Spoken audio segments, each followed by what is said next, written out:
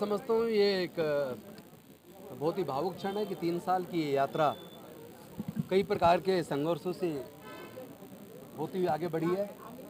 और मुझे इस बात की खुशी है कि संविधान को बचाने की और डॉक्टर बाबा साहेब अम्बेडकर के विचारधारा को जो बढ़ाने के लिए जो मिशन जय भीम की स्थापना की थी, हम लोग उस दिशा में तेज़ी से बढ़ रहे हैं। देश में नफरत की राजनीति को ख़त्म करके और जातियों को तोड़कर समाज को जोड़कर एक ऐसे समाज की संरचना करना जो बुद्ध के धम्म में समता, स्वतंत्रता, बंधुता और न्याय की बात की गई है, उसी व्यवस्था को पूरे देश में लागू करने का संकल्प लेके तो मिशन जय भीम काम कर रहा है। 3 साल के अंदर देश का कोई राज्य ऐसा नहीं बचा जहां मिशन जय भीम के कार्यकर्ता ना हो, और पूरे देश के अंदर एक अलग तरह का वातावरण बन रहा है।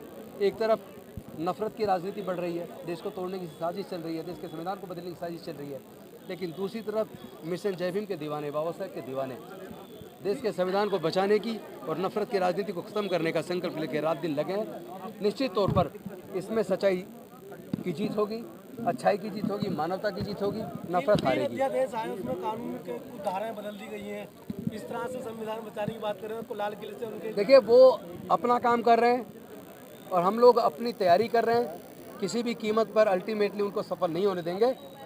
देश बचेगा तो हम बचेंगे, भारत का संविधान बचेगा तो देश बचेगा, भारत का संविधान बचेगा तो लोकतंत्र बचेगा।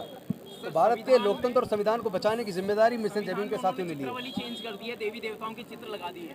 इंतजार कीजिए 2024 का और संकल्प कीजिए अपनी वोट की कीमत को पहचानो। अपनी वोट को 10-20 किलो अनाज में नहीं बेचना, 1000-2000 रुपये में नहीं बेचना, शराब की बोतल में नहीं बेचना।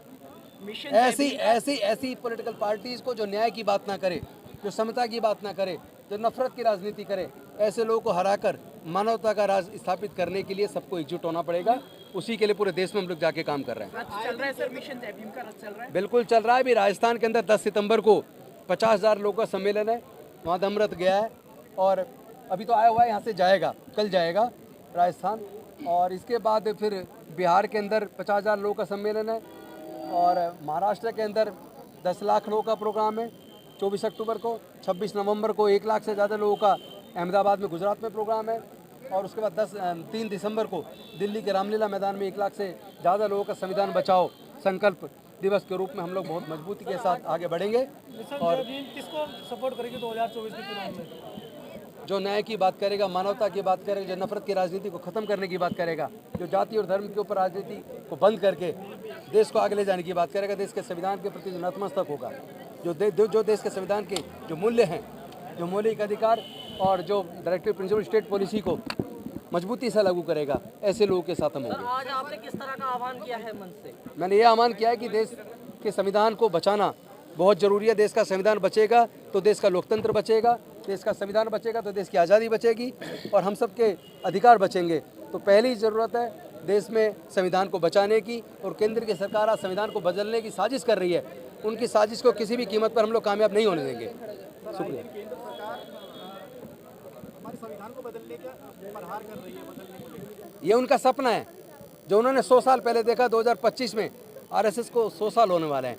उनका सपना था कि 100 साल पूरे होने पर वो एक ही धर्म का राष्ट्र बनाएंगे, लेकिन हम भी उनको बता देना चाहते हैं कि भारत के लोग इतने कमज़ोर नहीं हैं।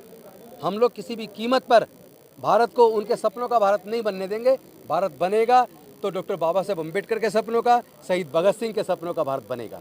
85% सर कमजोर पड़ रहा है 15% के आगे। ये रिजल्ट देखिए 2024 आपको बताएगा, 15% नज़र भी नहीं आएगा।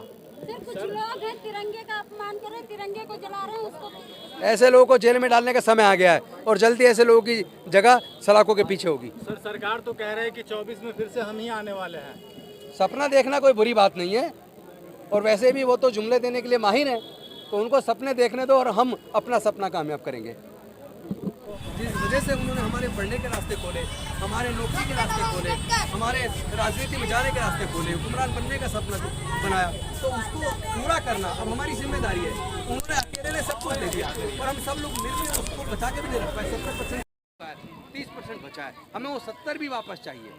अगले अभी आगे का जो वक्त है 1 साल का, तो उसमें आप लोग क्या करने वाले हैं?